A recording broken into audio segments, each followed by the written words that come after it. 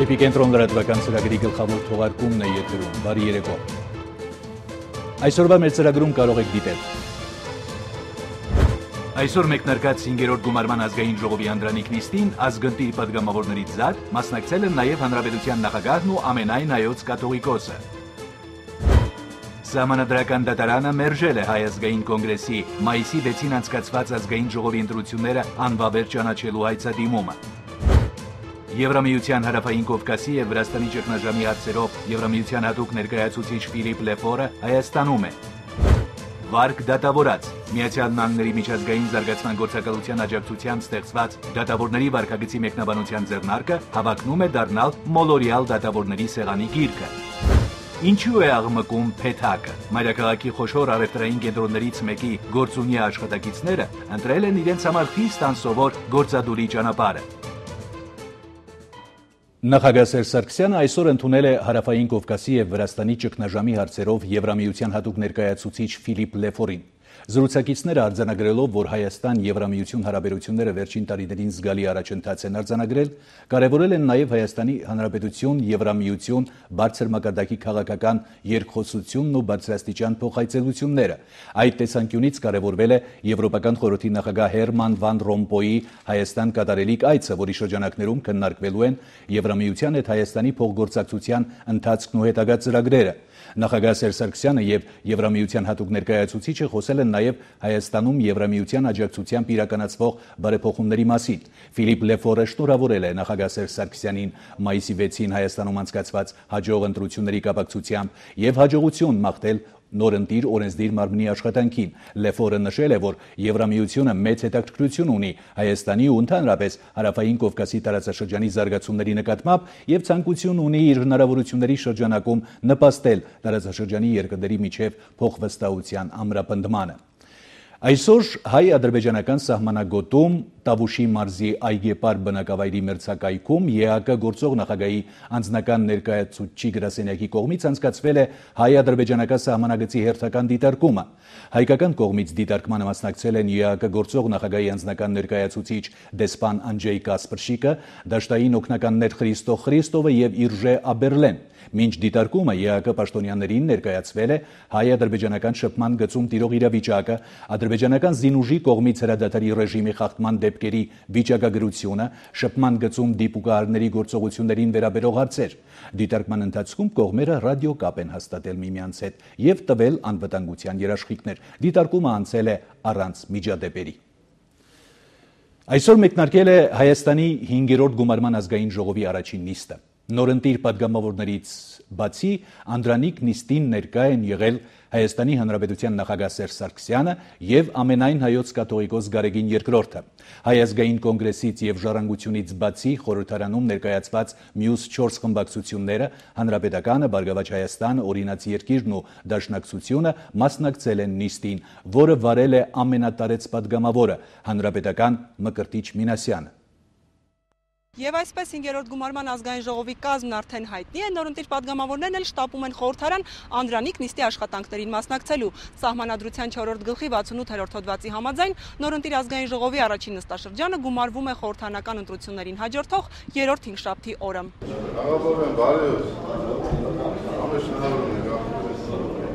Եթե Ժառանգության և ՀԱԿ-ի պատգամավորները որոշել են բոյկոտել և չմասնակցել առաջին նիստին, ապա խորհրդարան ժամանած մյուս խմբակցությունների ներկայացուցիչները չեն թաքցնում բարձր տրամադրությունն ու շտապում են շնորհավորել միմյանց։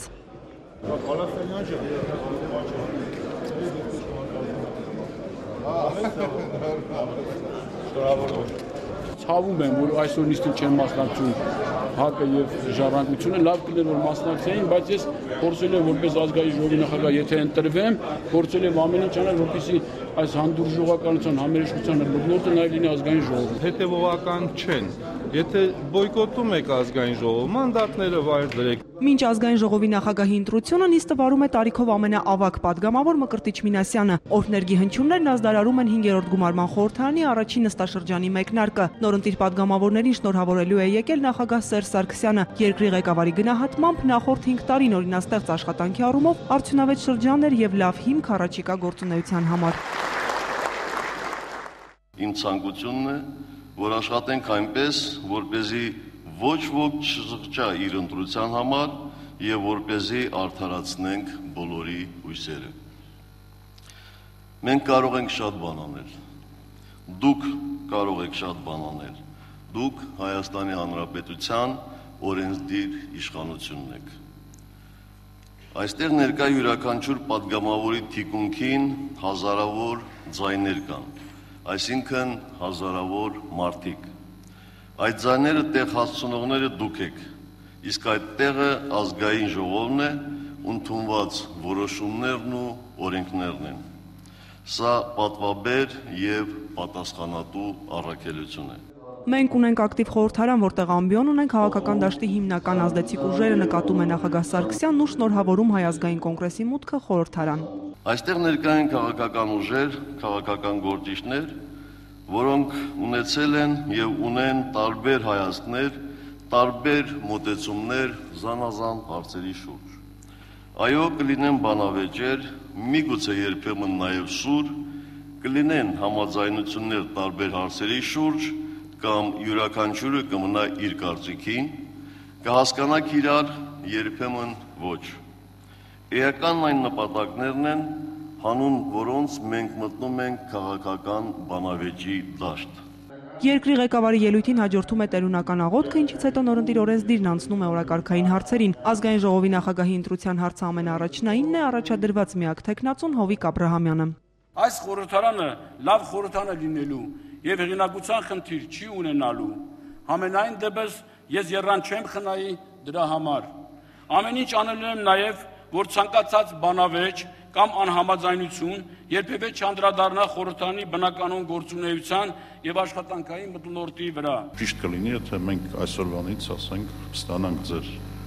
երաշխիք առային, որ ամեն պատգամավոր քվեարկությունները իրականացնելու է իր տրված մանդատով։ Ես պատրաստ եմ յուրաքանչյուր ողջամիտ առաջարկ քննարկել եւ այո, ամեն ինչ անել, որպեսզի պատգամավորը միայն կարողանա քվեարկել իր փոխարեն։ Կապությունը ազգային ժողովի մարմինների ձևավորման ընտրական գործընթացին չի մասնակցելու, քվեարկությանն էլ չենք մասնակցելու, սա վերաբերում է նաեւ տեղակալների ընտրությանը։ Բարձր Մինչ փակ քվեարկությունն ընթանում է, պատգամավորները հասցնում են կիսվել աշխատանքային առաջին օրվա տպավորություններով եւ խոսում առաջիկա անելիքների մասին։ ԲՀԿ-ն լինելու է ամենաակտիվ խմբակցությունը խորհրդարանում, վստահ են կուսակցության ներկայացուցիչները, լինելու են նախաձեռնող, աշխատելու են իր շահպետության եւ ժողովրդի բարօրության։ Բարգավաճ Հայաստանը, ես ասել եմ, որևէ մեկի հետ որևէ պայմանավորվածություն չի ունեցել, չունի եւ չի ունենալու։ Բարգավաճ Հայաստանը թե որ դաշտում է աշխատել, իր հայտարարության մեջ կարծում եմ շատ սպառիչ, շատ հստակ եւ շատ կոնկրետ ասել է Գագիկ Ծառուկյանը, որին ավելացնելու բան այս պահին ես չունեմ։ Ի վերջո կաշխատենք, կտեսնենք եւ ես վստահ եմ, որ որևէ մեկը Բարգավաճ Հայաստանի խորհրդարանական խմբակցության աշխատանքից դժգոհ չի լինելու եւ ես ավելին քան վստահ եմ, որ մեր աշխատանքից միանշանակ գոհ է լինելու ժողովուրդը։ Շփումները մեր հանրությանը ցույց տվեցին, որ կա ահռելի կուտակված խնդիրներ, մեծ ծավալ, մեծ օրակարգ եւ մենք ունենք հստակ հրահանգ կուսակցության ղեկավարի կողմից եւ հստակ հրահանգ մեր խղճի կողմից աշխատել բացառապես ժողովրդի դրած խնդիրների օրակարգով։ Հայաստան ասելիս շուրթերը ճաքում են, իսկ խորհրդարանին զգացողություններ է պարգևել քաղաքականություն մուտք գործած երգչուհի Շուշան Պետրոսյանին։ Խորհրդարանը հենց Հայաստանն է, վաղվա օրն է Հայաստանի պատասխանատվությունը եւ նույն նվիրվածությունն է, նույն սերն է։ Շատ ավելի լուրջ է լինելու քննադատությունը։ Իմ գնացքը նոր ուրեմն դուրս է գալիս մայրուղային ճանապարհ։ Ձայների 102 կողմ 4 դեմ ձայների հարաբերակցությամբ ազգային ժողովի նախագահ է ընտրվում Հովիկ Աբրահամյանը։ Մեծ պարտավորություն եմ զգում եւ ամեն ինչ անել եմ, որ մեր թիմի, մեր կուսակցության, երկրի նախագահի վստահությունը արդարացնեմ եւ որոշ լրագրողներ հարց են տալի, որ մտահոգ եմ, այո, մտահոգ եմ։ Այն մարդը, որ պատկերացնում ենք ինչ պաշտոնի առաջադրվել, ուրեմն պետք է մտահոգ լինի, նաեւ դա լուրջ պատասխանատվություն է, ոչ միայն պաշտոնն է։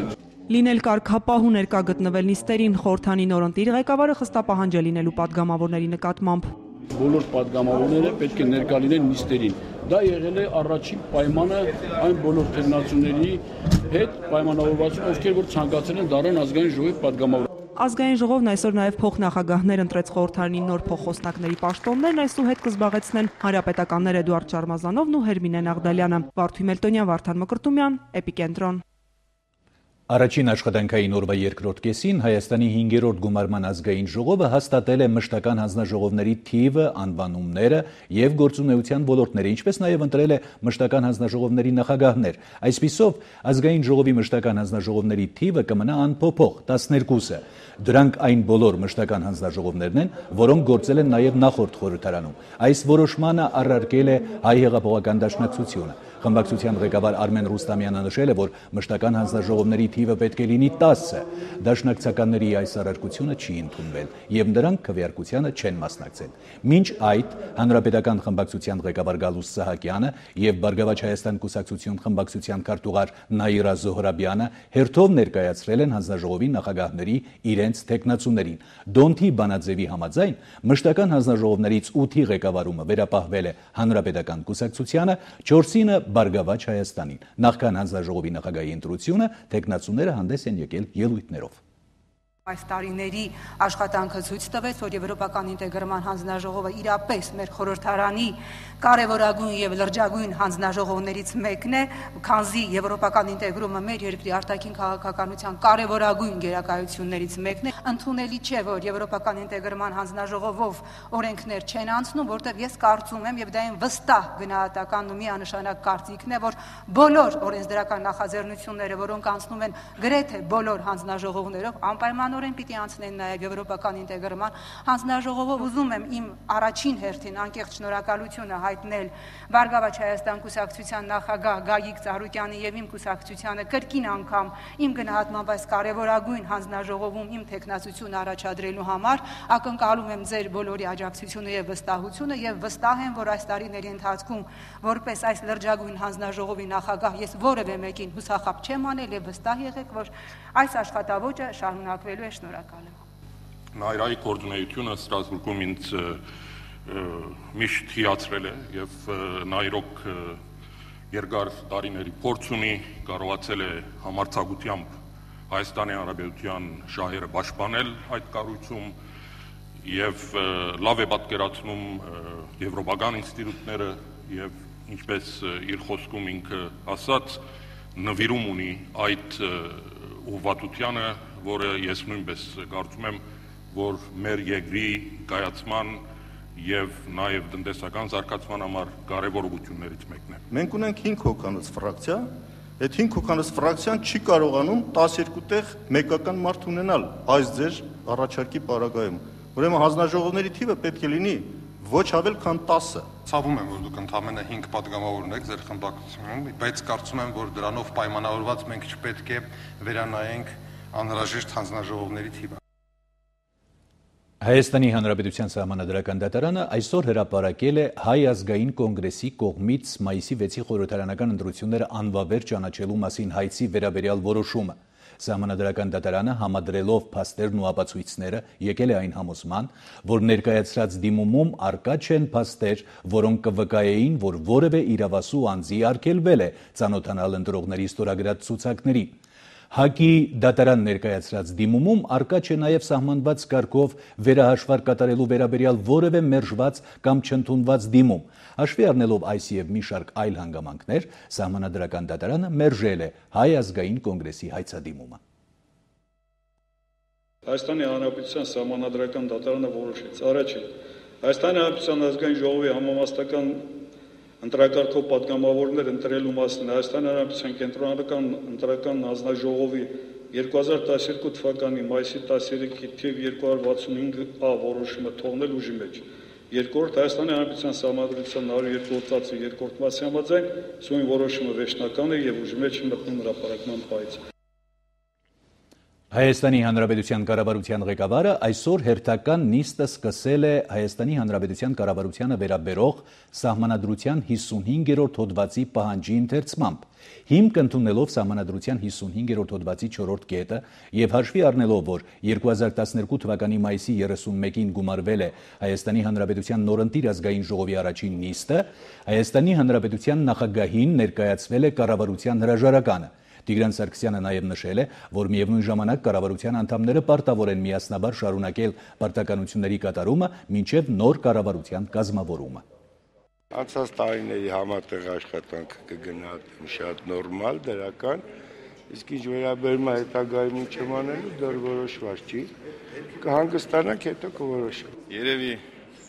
առաջիկա 3 ամիսները հանգստանալով, որից հետո կորոշ։ Ամենայն դեպս գործազուրկ չեմ լինի։ Շնորհակալություն հայտնել Բարգավաճ Հայաստան կուսակցության մեր գործընկերներին, ովքեր մեզ հետ այս տարիների ընթացքում կառավարության ծանր լուծը տարել են իրենց ուսերի վրա։ Շնորհակալություն ձեզ։ Կոտայքի մարզի մի շարք գյուղերից այսօր կառավարության շենքի առջև են հավաքվել ֆերմերային տնտեսությամբ զբաղվող մարդիկ։ Դժգոհության հիմնական պատճառը կաթի գինն է եղել։ Վերջիններից փոխանցմամբ հստակ որոշված է եղել, որ կաթի հանձնման գինը պետք է 150 դրամից չնվազեր, սակայն նրանք ստիպված են կաթը հանձնել ավելի էժան գնով։ Ընդ որում կաթի գինը ընկել է հաշված օրերի ընթացքում։ Ֆերմերներից ոմանք վարկ են վերցրել ու չկարողանալով գործը գլուխ բերել, հիմա վաճառում են իրենց տներն ու գույքը։ Ընթիրի աղջիկ ջան, ես էլ մի 10 անգամ եկել ենք կաթերի գների կտրուկ իջեցման պատճառով։ Ըստեղ կարգադրում են, այնտեղ թե ստոտվի են խոսում իրար հետ, թե ինչով ես գլուխ չեմ անում։ Իջեցնում են, օրը 10 դրամ իջեցնում են։ Մենք էլ տաճ ենք տալու, վարգով փող ենք վերցրել, գովեր ենք առել, աշխատող ենք պահում։ Ալեքսանդր Ղազարյանը մեզ խոստացել է, որ կաթի գինը 150 դրամից չի նվազի։ Պայմանավորված է ֆերմերային տնտեսությունների եւ մտերող ձեռնարկությունների հետ։ Եթե մեր հարցին դրական լուծում չտան, մենք մեր արտադրած կաթը կբերենք ստե կթափեք կետանք, չենք տա։ Դատավորի պատվիրանները 27-ն են։ Դրանք ամրագրված են Հայաստանի Հանրապետության դատական օրենսգրքում։ Դատավորների ընդհանուր ժողովը դեռևս 2 տարի առաջ սահմանել է դատավորի վարքագծի կանոններ, որոնք պարտադիր են Հայաստանի Հանրապետության բոլոր դատավորների համար։ Այժմ հրատարակվել է դատավորների վարքագծի մեկնաբանության ձեռնարկ, որը օգնելու է մասնագետներին ճիշտ կողմնորոշվել վիճելի իրավիճակներում։ Հեղինակները լիահույս են, որ այս գիրքը գործածելի կլինի նաև քաղաքացիների կողմից։ Միացյալ Նահանգների միջազգային զարգացման գործակալության աջակցությամբ ստեղծված ձեռնարկի շնորհանդեսին գործակալության ներկայացուցիչը հավաստել է, որ շարունակելու են աջակցել Հայաստանում արդարադատության համակարգի անկախությանն ու կայացմանը։ Ժողովածույում տեղ է գտել բանգալորյան հայտնի սկզբունքները, դրանց շարադրանքը, դա մի հիմնարար փաստաթուղթ է, որի վրա հիմնվում է իրավական զարգացած համակարգ ունեցող երկրների դատավորների վարքագծի կանոնները։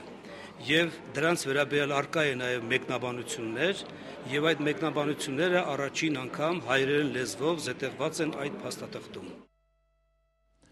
Դատական ակտերի հարկադիր կատարման ծառայությունը իր հարկին ներքո երեխաներին ընդունում է ոչ միայն տեսակցությունների կազմակերպման համար հատուկ այդ նպատակով ստեղծված տեսակցությունների կազմակերպման սենյակում, այլև տոնորերին բոլոր երեխաներին մեկտեղում է մի հարկի ներքո։ Երեխաների պաշտպանության միջազգային օրվան ընթരാճ դատական ակտերի հարկադիր կատարման ծառայությունում տոնական մթնոլորտ էր, որտեղ երեխաներին դիմավորել են սիրված հեքիաթների հերոսները եւ ծառայության աշխատակիցները, երկու պար, հյուրասիրություն, նվերների ավանդույթի վերածվող միջոցառմանը մասնակցել են 5-ից 10 տարեկան այն երեխաները, որոնց ալիմենտի բռնագանձման եւ ծնողների հետ տեսակցությունների կազմակերպման հարցերով զբաղվում է հարկադիր կատարման ծառայությունը։ Ներկա պահին աշխատանք է տարվում շուրջ 2500 երեխայի հետ, որոնցից 1500-ը մարզերից են։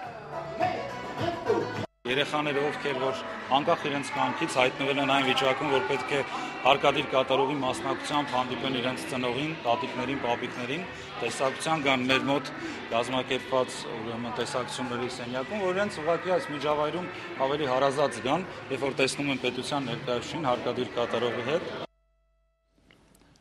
Փեթակ տոնավաճառի աշխատակիցները այսօր առավոտյան մի քանի ժամով գործադուլ են հայտարարել։ Փեթակ առևտրի կենտրոնի աշխատողների բողոքը ուղղված է Սևանի փողոցում առևտրային կրպակների կառուցման դեմ։ Փեթակի աշխատակիցները տեղյակ չեն, թե ով է կառուցողը։ Շինարարության մոտ միայն փակցված է իրազեկում, որտեղ նշված է 51 41 79 հեռախոսահամարը, որն իբր քաղաքապետարանի հեռախոսահամար է։ Փեթակի առևտրականները զանգահարել են նշված համարով, բայց պատասխանող չի եղել։ Մի քանի օր առաջ վերջիններս նաև գնացել են քաղաքապետարան, սակայն ճարտարապետության վարչության պետը չի ընդունել։ Տոնավաճառի առևտրականների հավաստմամբ կրպակների կառուցում առաջին հերթին խանգարելու է երթևեկությանը, քանի որ այն նախատեսված է կառուցել տոնավաճառի ավտոկանգառների տեղում։ Բացի այդ, դա կխոչընդոտի նաև իրենց առևտրին եւ մոտ 2000 աշխատող կմնա գործազուրկ։ Նրանք պահանջում են, որ ապամոնտաժվի նաև Սևանի փողոցում գտնվող ավտոլվացման կետը, որը խանգարում է ավտոմեքենաների տոնավաճառ ելումուտին։ Մեր նկարահանող խումբը լսել է տոնավաճառի աշխատողների բողոքը եւ փորձել ինչ-որ բան ճշտել նաև քաղաքապետարանից։ Քաղաքապետարանի հասարակայնության եւ լրատվության բաժնից պատասխանել են, որ առաջին անգամ են լսում այդ մասին եւ որևէ բողոք չի եղել։ Հատակագիծ էր կպցված այդ որոշման, որ արդեն ինչ-որ չափը իրակ ամեն ինչով որոշումը կա, ամեն ինչին պատրաստ ենք, որ դա այդտեղ ոչի բան չկառուցվի։ Դաժե այդ մոյկանը թույտեից քանդվի, դաժե այդ մոտրանը անմիջապես դուրս է գալի, այդ էլ խանգարում է։ Թող ազատ լինի, ազատ մեքենաների երկումուտ լինի։ Ֆուռա գալի կայանում, որ ինչ-որ վեճ դարտարկեն, ապրանք դարտարկեն, փակ է լինում, խցանում է լինում։ Հարցը դրանն է, որ դա պետք է չկառուցվի, որ խցանում չառաջանա։ Եթե այտենց շարունակվեց, մենք տարբեր մարմիններին կդիմենք, ազգային ժողով կդիմենք, կառավարություն կդիմենք, բոլոր տեղերը։ Մենք միջև վերջ կգնանք, որտեղ 2000 հոգի մնալու են անհաց։ Այսօր Էպիկենտրոնի նկարահանող խումբը գնացել է Կարեն Դեմիրճյանի անվան մարզահամերգային համալիրի հարևանությամբ գործող կրպակների տերերի ահազանգի հետքերով։ Կրպակատերերը իրենց դժգոհությունն են հայտնել, նշելով, որ իրենց աշխատանքը մեծապես տուժում է քաղաքապետարանի կողմից իրականացվող շինարարական աշխատանքների պատճառով։ Կարեն Դեմիրճյանի անվան մարզահամերգային համալիրի հարևանությամբ գործող կրպակների տերերը բողոքում են։ Քաղաքապետարանը որոշել է, որ տունել է փորելու, բայց ոչ մեկից կարծիքը չի հարցրել։ Ասեցին, որ ավտոմեքենաներ ստեղ չի կանգնելու, այսինքն նշանակում է, ինչ ապրանք ունես, բոլորը արդեն թափելու ենթակա է։ Փոսը փորելու են, պատը շարելու են ու մետրո 20-ը բարձուն են դնելու, որը խանգարել է մեր բիզնեսին։ Նրանց տեղեկացմամբ քաղաքապետարանի աշխատակիցներն արդեն չափագրումներ են իրականացրել։ Կրպակների աշխատողները նաև հավելում են, որ իրենց ներկայացված նախնական նախագծի համաձայն կրպակների ուղղությամբ թունել է կառուցվելու, ինչն էլ խոչընդոտելու է իրենց բնականոն աշխատանքին։ Մեր պահանջը, որ այս նախագծով գծված դողատար բանը, փոսը տարվի մի 50 մետր ենկոմ, այս ճանապարհը բաց, որ կարողանանք առևտուր լինի։ Եթե ճանապարհը փակվում է, ճանապարհի դեմը պատը շարվում, մեր առևտուրը կանգնում է։ Բոլորս էլ մեր օրվա հանապազորյա հացը վաստակենք, այդ է մեր ուզածը։ Քարերին էլ թվում են տիրություն են անում, իսկ կենթանիներին ասում են գնացեք նստեք տուն մեռեք։ Այդենց կարելի է։ Բողոքողների ճարտարապետական կանխատեսումներից բարձ է դառնում, որ տուժում են ոչ միայն իրենք, այլև հասարակական շահը։ Այս կողմից արագընթաց մեքենան բարձրանում է, նա պետք է պտտվի գնա։ Այն կողմից մեքենան բարձրանում է եւ արագությամբ գնում է։ Մարդը ուզում է բարձրանա համալիր, ո՞նց է բարձրանալու։ Ինքը հետոյան ոչ մի անցում չի տալիս այդտեղ մարդկանց։ Խնդրի պարզաբանման համար դիմեցին Երևանի քաղաքապետարանի լրատվության վարչություն։ Վարչության պետ Արթուր Գևորգյանը հարցազրույց տալ չցանկացավ, սակայն բացատրեց, որ Իսակով-Լենինգրադյան արագընթաց ճանապարհների կառուցման համար նշյալ հատվածում ուղեանցի անհրաժեշտություն կա։ Հետո ավելացրեց, որ իրենք առավել կարևորում են բնակչության մեծամասնության բարեկեցությունը։ Այսքան բնակիչ կա, այսքան ապրողներ կան, 23 խանութներ, ամեն խանութից մինիմումը 5 հոգի սնվում են։ Թողեցի հաշվի առնի։ Կրպակների տերերը խոստանում են, ինչ գնով էլ լինի, պայքարելու են իրենց մի կտոր հացի համար։ Շինարարական աշխատանքները շարունակվում են, իսկ բողոքող կրպակատերերն էլ պետական պաշտոնյաների հասցեներով իրենց դիմումներն են պատրաստվում ուղարկել։ Գոհար Սարգսյան, Հովանես Քյուրքչյան, Էպիկենտրոն։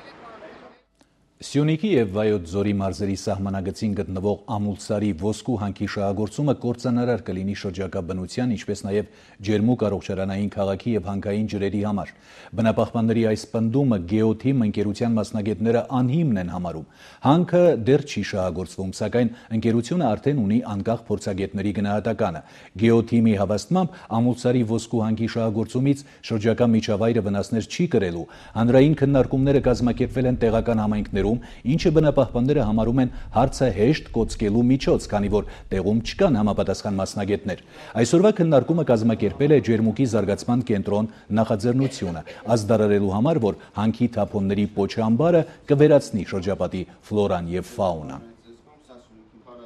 Մեր նախատեսված տեխնոլոգիան ոսկու կորզման ապարներից չի նախատեսում պոչամբարի կիրառում։ Տեխնոլոգիան կոչվում է կույտային տարլվածման տեխնոլոգիա, նա ուրեմն մնում է նույն տեղում։ Դա կույտ է, ինչպես որ կոչվում է կույտային տարլվածման հրապարակի վրա մնալու է հետագա իր վերականգնումով։ Չի եղել, որ մեկը վեր կենա, ասի գիտեք ինչ, ես ձեր անտառը քանդելու եմ, ես ձեր կարմիր գրքում գրված տեսակները ոչնչացնելու եմ, ձեր բնակչությանը թունավորելու եմ, բայց մենք քայլ առ քայլ տեսնում ենք ինչպես է դա տեղի ունենում։ Մեր խորին համոզմամբ վտանգված են եւ ջերմուկի հանքային ջրերը եւ ինքն էլ ջերմուկը այդ վնասը կկրի քաղաքը եւ նաեւ վտանգված է Սևանը, որովհետեւ այդտեղից անցնում է Որոտանը, այդտեղից հետո ջրերը հավաքվում են եւ Արփասևան թունելով ուրեմն գալու են հասնեն Սևան։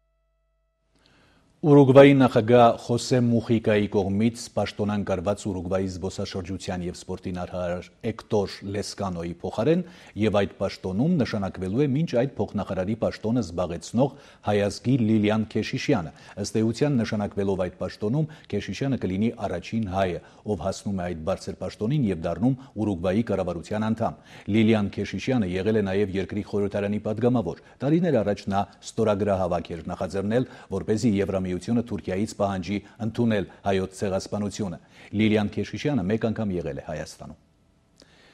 Սիրիայում եւ նրա շուրջ քննարկումները այս շաբաթ ավելի են թեժացել եւ ավելի հաճախ է հնչում գնահատականը, թե միջազգային բանագնաց Քոֆի Անանի միջնորդությամբ իրականացվելիք խաղաղության ծրագիրը չի կատարվում։ Միավորված ազգերի կազմակերպության գլխավոր քարտուղար Պան Գի Մունը այսօր ժամանել է Ստամբուլ, որտեղ հրավիրված ասուլիսում նախազգուշացրել է, որ եթե Սիրիայում շարունակվեն բախումները, երկիրը կներքաշվի աղետալի քաղաքացիական պատերազմի մեջ, որից երբեք չի կարող դուրս գալ։ Օրվա միջազգային լրահոսի դրվագները տեսաշարով։ ԱՄՆ պետքարտուղար Հիլարի Քլինթոնն այսօր քննադատել է Ռուսաստանի մոտեցումները Սիրիայի հարցում։ Կոպենհագենում ուսանողների հետ հանդիպմանը նա ասել է. «Ռուսներն ինձ ասում են, որ դեմ են քաղաքացիական պատերազմին, բայց նրանց վերաբերմունքը հենց դրան էլ տանում է»։ Նա ավելացրել է, որ հիմնականում Ռուսաստանի դիմադրության պատճառով ՄԱԿ-ի անվտանգության խորհուրդը չի կարողանում արագ արձագանքել, ինչպես դա արեց անցյալ տարի Լիբիայում։ Սիրիայում գործող 5 ընդդիմադիր կուսակցություններ այսօր միավորվել են դեմոկրատական ուժերի կոալիցիայի մեջ։ Բացառելով ազգային եւ կրոնական խտրականությունը, նրանց հռչակագիրը մերժում է նաեւ օտարերկրյա միջամտությունը։ Բոլոր քաղաքական ուժերին, այդ թվում արտերկրում գտնվող ընդդիմադիրներին, երկխոսության կոչ է հղել կոալիցիան։ Տեսանյութերը ցույց են տալիս, թե Սիրիայի Հալեբ քաղաքի մոտակա Աթարեբ բնակավայրում այսօր շարունակվել է կառավարական ուժերի եւ ապստամբների զինված բախումը։ Ապստամբները 48-ժամյա վերջնագիր են ներկայացրել նախագահ Ասադին։ Եթե մինչև հունիսի 1-ը Դամասկոսի ժամանակով 12:00-ն նա չհետևի խաղաղության միջազգային ծրագրի կետերին, ապստամբները սպառնում են վերսկսել իշխանությունն ուժով խլելու գործողությունները։ Բաղդադի առևտրային մարդաշատ կենտրոնում այսօր ուժգին պայթյուն է տեղի ունեցել, զոհեր ու վիրավորներ կան։ Իրավապահները փոխանցել են, թե կասկածյալը պայթուցիկներով լցված բանջարեղենի սայլակեր թողել այդ վայրում, որից մի քանի րոպե անց որոտացել է պայթյունը։ ԱՄՆ Սիեթլ քաղաքի Ռեյս սրճարանում Յան Լի Ստավիցկի անունով 40-ամյա մշտական հաճախորդը կրակել եւ 4 մարդու է սպանել, ապա դուրս վազել եւ մեքենան առևանգելիս մի կնոջ սպանել, վերջում իրեն։ Վկաներից մեկը, որը ներկայացել է որպես Ստավիցկու եղբայր, պնդել է, թե նա հոգեկան խնդիրներ ուներ։ Մեկամսյա պատանդարությունից հետո Կոլումբիայի զինյալ ապստամբներն այս գիշեր ազատ արձակեցին ֆրանսիացի լրագրող Ռոմեո Լանգլուային։ Նա գերի էր վերցվել երկու խմբավորումների միջև փոխհրաձգության ժամանակ, որի ընթացքում վիրավորվել էր ձախ թևից եւ կորցրել լրագրողի իր վկայականը։ Այսօր Լանգլուան պատմել է, որ իրեն գերեվարողներն ասել են. «Հանգիստ եղիր, եթե դու իրոք լրագրող ես, քեզ երկար չենք պահի, Կարմիր խաչին կամ եկեղեցուն կհանձնենք»։ Ռուզան Խաչատրյան, Էպիկենտրոն։ Արդեն տեղեկացրել ենք, որ Մեծ Բրիտանիայի գերագույն դատարանը վճռել է Wikileaks-ի հիմնադիր Ջուլիան Ասանժին հանձնել Շվեդիայի արտարադատությանը։ Այնտեղ նա մեղադրվում է Wikileaks-ի նախկին երկու աշխատակցուհիների հանդեպ սեռական ոտնձգություն կատարելու մեջ։ Ասանժին 2 շաբաթ ժամանակ է տրվել վճիռը մարդու իրավունքների եվրոպական դատարանում բողոքարկելու համար։ Էպիկենտրոն միջազգայինի տաղավարում Ռուզան Խաչատրյանը թեման շարունակում է վերլուծաբան Լաուրա Բաղդասարյանի հետ։ Շնորհակալություն Գրիգոր, Լաուրա, Ասանժի երեկվա այս դատավճիռը առիթ դարձավ, որպեսզի գրեթե մարած բանավեճը մի անգամ եւս թեժանա։ Այսօրվանից արդեն քննարկումները գնում են, թե կարելի է նրան համարել լրագրող, իսկ Wikileaks-ը լրատվամիջոց։ Քո կարծիքն ինչպիսին է։ Դե այդ հարցը կարծես թե հավերժական է դարձել, իսկապես 2010 թվականի ամառվանից սկսած բումը մի որոշ ժամանակ մարեց։ Հիմա նորից սկսել են այդ բանավեճերը, արդյոք Ասանժը լրագրող է, որը ըստ էության մասնագիտությամբ հակեր է, դուք բոլորդ գիտեք, եւ մի որոշ ժամանակ նախքան Wikileaks-ի ստեղծումը ինքը հակերությամբ էր զբաղվում, այո, համակարգչային հակերությամբ էր զբաղվում եւ ուներ մի խումբ, որի բանը նշանաբանն էր բաց տեղեկատվություն եւ ըստ էության բոլորը ասում են, որ նրա այդ ձգտումը փակ տեղեկատվությունը բացելու նաև արտահայտվեց WikiLeaks-ը ստեղծելով եւ կարծիքները երկու հավասար մասերի են բաժանվում մի մասը ասում է որ իսկապես WikiLeaks-ը դա նոր լրագրության խոսք է 21-րդ դարում IT տեխնոլոգիաների օգտագործմամբ եւ այլն մյուս մասը ասում է որ Assange-ի լրագրությունը մոտավորապես նույնն է որ լողավազանում 2 ժամ ամեն օր լողացողին համարես պրոֆեսիոնալ լող կան իհարկե նաև մասնագիտական այլ կողմ եւ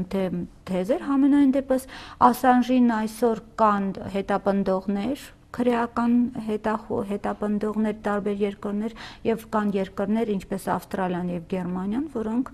պարգեւատրեցին Assange-ին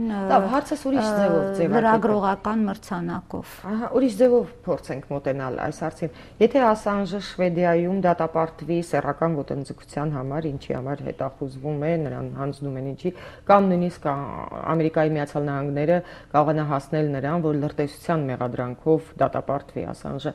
Մենք ինչպես պիտի գնահատենք լրագրող է դատապարտվում ազատ խոսքի համար թե ոչ լրտես կամ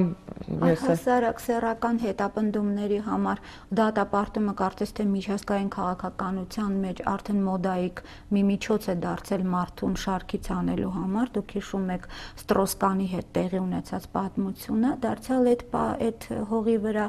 բայց ես չեմ կարծում որ Assange-ը պետք է դատապարտվի որպես լրագրող եթե նույնիսկ նրան դատապարտեն որպես լրագրող որովհետև սա շատ բարդ հարց է եթե մենք ուսումնասիրում ենք WikiLeaks-ի ամբողջ նյութերը ըստ էության անձամբ ինձ համար ընդունելի է այն որ տեղեկատվությունը որը փակ է եւ որը ծառայել է կոռուպցիոն տարբեր գործարքները ի հայտ բերելուն տարբեր երկրներում տարբեր մութ գործերին լույս գցելու հարցին ապա սա իհարկե շատ լավ է եւ օրինակ լրագրություն է որոշ չափով լրագրություն է որոշ չափով ոչ լրագրություն է այն առումով որ տեղեկատվություն է մատուցում ընդհանրապես լսարանին եւ լրագրություն չէ, որովհետեւ ըստ էության դա միլիոնավոր տողանոց փաստաթղթեր են, որոնք չեն խմբագրվում, չեն դասակարգվում, տեղադրվում են սայթում։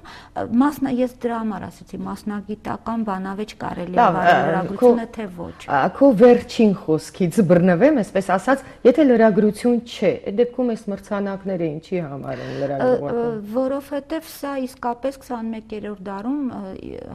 լրագրության մեջ դարձյալ առաջացել է երկու բանավեճ։ Օրինակ, ինչ է լրագրություն, ինչ է դասական լրագրությունը, ինչ է այսպես կոչված քաղաքացիական լրագրությունը։ Համարվում է արդյոք սոցիալական ցանցը լրատվամիջոց, համարվում են արդյոք մարդիկ, որոնք ստացել են այդ Web 2-ի այսպես կոչված մուտքի հետ կապված հնարավորություն ամեն ինչ տեղադրելու ինտերնետում։ Մենք արդեն մտանք մի ոլորտ, որը երևի մի քանի ժամվա խոսակցություն կպահանջի։ Էպիկենտրոն միջազգայինի տաղավարում այսօր ինձ հետ վերլուծաբան Լաուրա Բաղդասարյանն էր, Գրիգոր։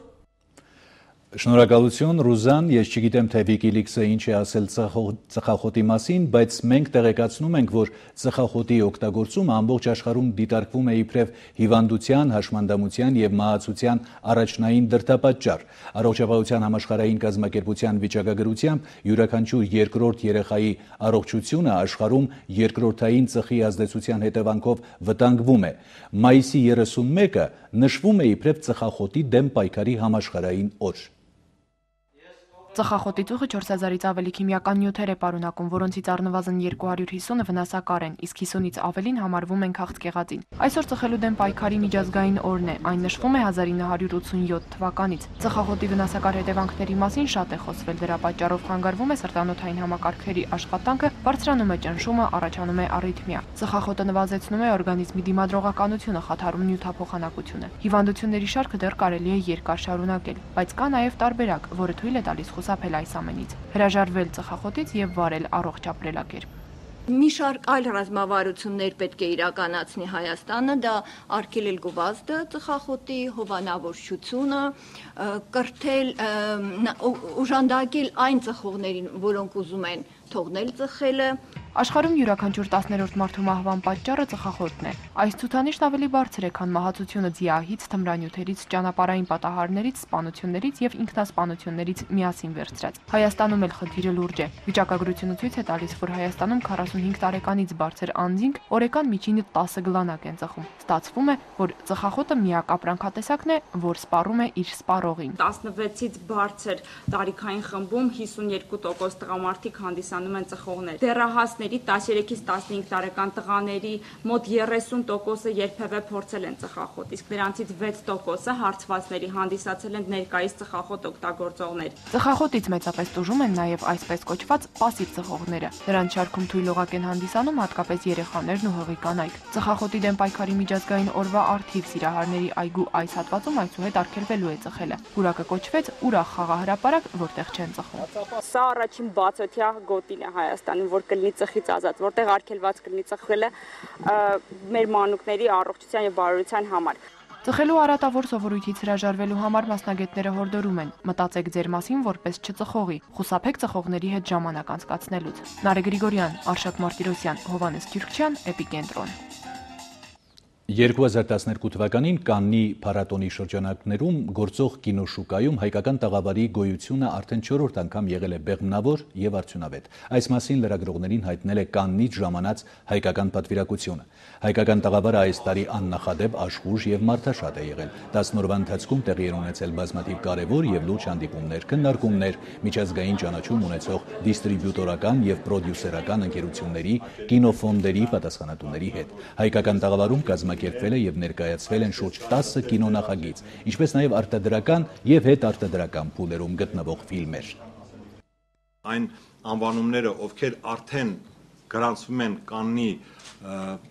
կատալոգներում, միջազգային այդ փաստաթղթերում, դա արդեն առաջիկալն է եւ ճանապարհն է դեպի եվրոպական, դեպի միջազգային կինո։ Այսքանը բարեկամներ, Էպիկենտրոնի այսօրվա հիմնական թողարկումն ավարտվեց, ցտեսություն մինչ վաղը։